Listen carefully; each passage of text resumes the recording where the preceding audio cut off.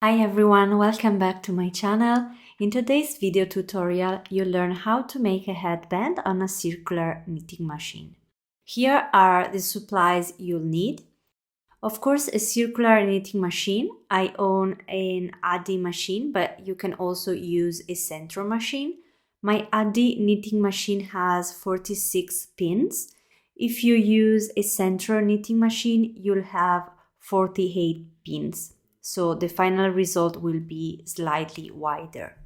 Light worsted yarn. I'm using Malaga from World of Yarn purchased through Hobby. I'm not a fan of acrylic yarn, but this is very soft and my machine loves it, so I highly recommend. For this project, you'll need a bit less than 1 skein, so less than 100 grams or 165 meters or 180 yards. I'm using colorway 01. Scrap yarn. I'd recommend 2 pieces of scrap yarn of different colors measuring around 9 meters or 10 yards each to be able to cast on and off 4 or 5 rows. Choose colors that are different from your main yarn. A spray bottle. This is optional, but it helps reduce static and help with running the yarn smoothly. A yarn needle, scissors, a 5mm crochet hook. Make sure your knitting machine is on a stable surface. My Addi machine comes with table clamps that allow me to keep it stable on the table while I work. If you don't have clamps, make sure you are on a flat surface and you are comfortable. If you use a Sentro, you should have section caps under the feet of your machine. Set the counter back to 0 and make sure the machine is set to circular knitting mode so we can cast on.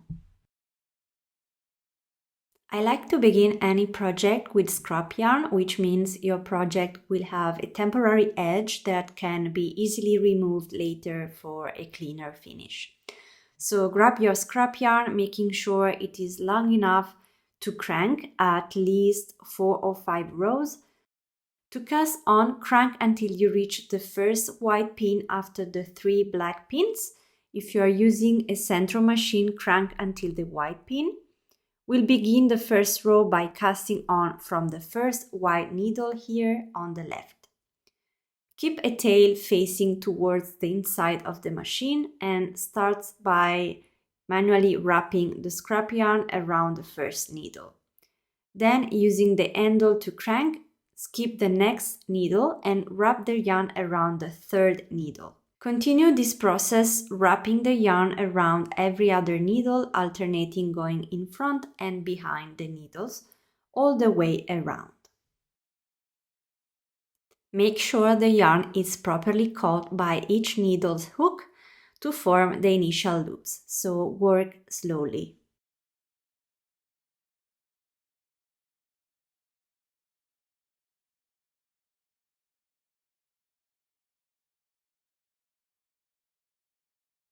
Once you arrive at the very last black pin, the last pink pin on your Sentro, your row is complete. Make sure the yarn pass around this bar here where your initial tail is and insert the yarn into the yarn guide. Close the lid and, keeping a fairly loose tension, continue cranking for 4 or 5 rows.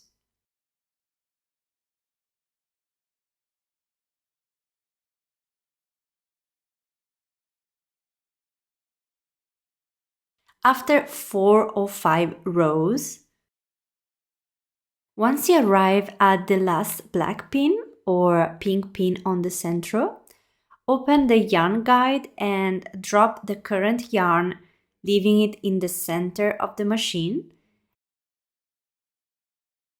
and insert the main yarn into the yarn guide, leaving a long tail in the middle.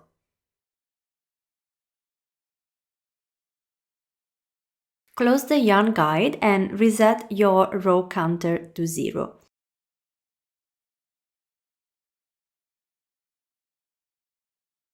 Continue cranking. I like to keep the yarn tails with my fingers at the beginning of the round.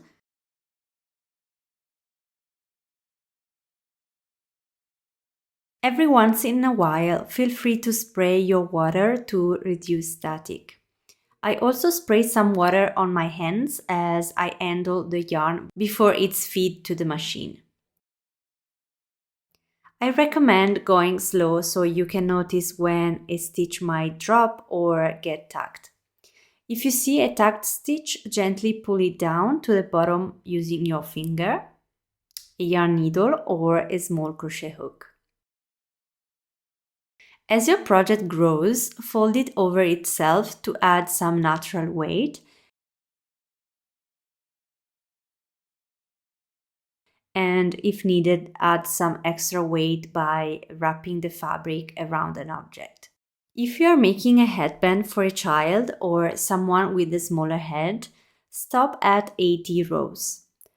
For adult sizes M and L, I usually make 85 rows. You can always add more rows if needed. For example, for someone with lots of hair, you might continue up to 90 or even 95 rows. I recommend experiment and trying to find what works for you. Once you reach your desired length, cut a very long piece of yarn around 20 inches.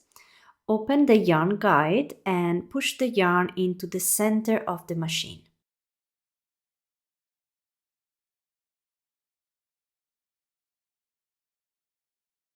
Substitute the main yarn with another scrap yarn and crank 4 or 5 rows with the scrap yarn as we did previously.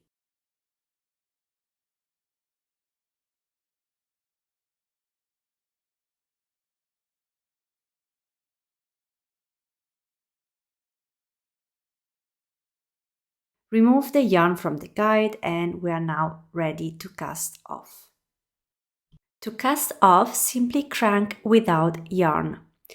This way the pins will push the last row of stitches up.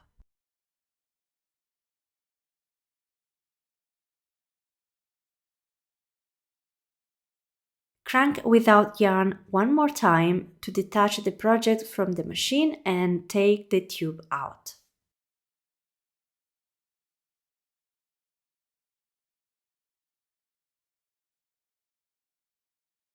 Lay the headband on a table and straighten it out. Now we are going to use the crochet hook to close each end of the headband with a row of slip stitch. Starting with the final end, locate the side with the tail of your main color yarn sticking out. You'll notice a series of loops standing out from the scrap yarn sections. These are the loops you'll need to pick up and join. Insert your crochet hook into the first loop beside the yarn tail, keeping the tube aligned like a sandwich. Insert the hook into the matching loop on the opposite side, yarn over and pull the yarn through both loops. Move to the next pair of stitches, insert the hook into the matching loops on both sides and slip stitch them together.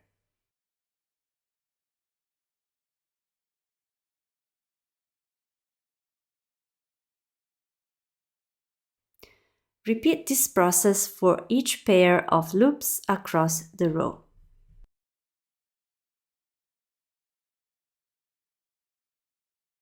At the end, you might find one last stitch left on its own. Insert the hook through that loop and make a final slip stitch. Pull the yarn end through the last loop to secure the join and finish this side. Removing the scrap yarn from the cast-on side can be a bit trickier compared to the cast-off side.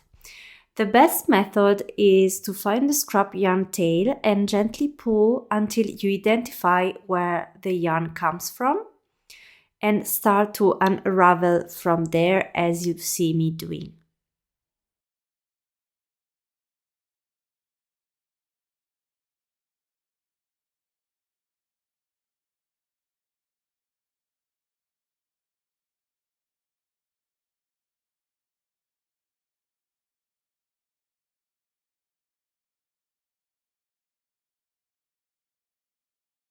Continue unraveling until the scrap yarn is completely removed.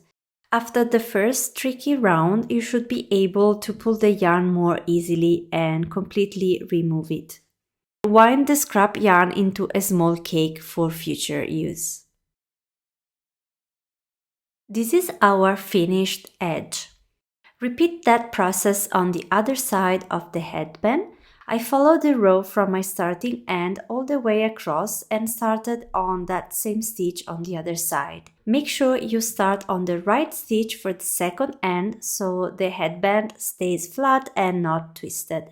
To be accurate, I'll begin with one slip stitch into the first stitch to mirror the end of the other side and then move to the next pair of stitches. Insert the hook into the matching loops on both sides and slip stitch them together as seen before.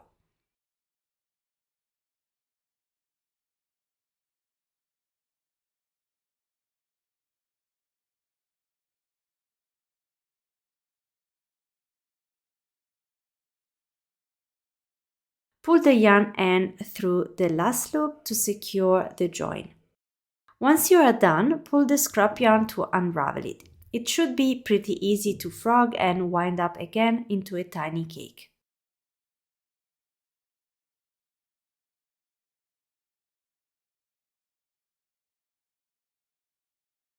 Both our edges look clean and tidy.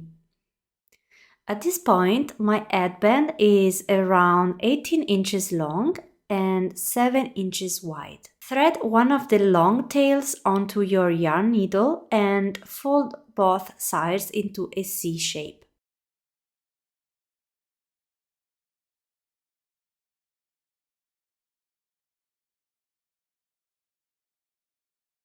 Take the right side and insert the top into the mouth of the C shape.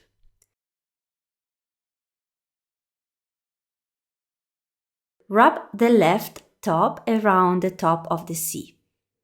Now you'll have a 4-layer thick sandwich to sew through. Thread the needle through the last layer so it comes out from the end and sew through all 4 layers.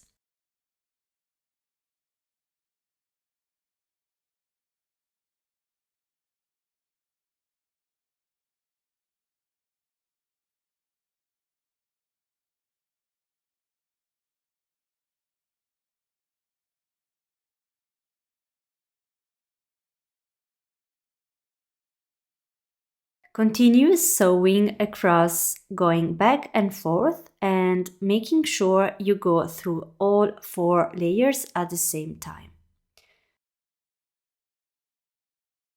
When you reach the end, come back one more time, but going through the same side on the headband so the yarn wrap around.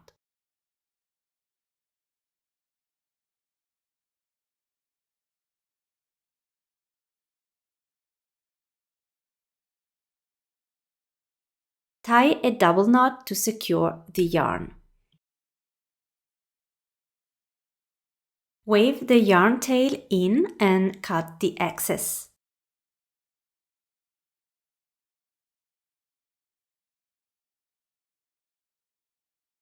Thread the shorter end of the yarn onto the needle and wave it in as well.